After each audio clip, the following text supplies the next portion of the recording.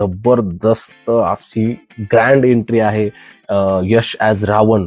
Back साईडच दाखवली, चेहरा नाही दाखवला गेलाय. पण जर इथे तुम्ही डिटेलमध्ये बघितलं तर या ठिकाणी थोडीशी अशी बॅकग्राऊंडमध्ये मोडतोड झाली आहे आसपासच्या एरियाची बरीचशी.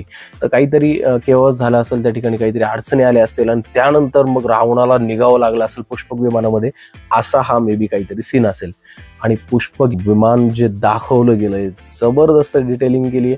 कारण की आपण पहिल्यापासून बघत आलं, ऐकत आलं, पुष्पक विमान हे राजहंसासारखं दाखवलं जातंय पुस्तकामध्ये. पण मोठ्या मोठ्या अक्षरामध्ये नमित मल्होत्रा प्रत्येक वेळेस त्यांच्या या सिनेमासाठी बोलतात की ही आमची हिस्ट्री आहे, हा आमचा इतिहास आहे आणि हे आमचं सत्य आहे. Truth, it's our truth and our history असं लिहिलं जातं.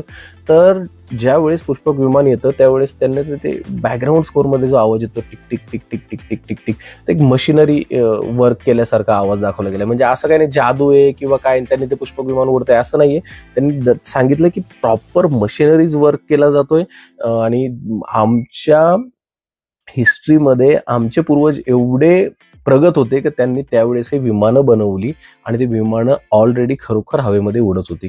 तर ते पुष्पक विमानाचं जे मेकॅनिझम आहे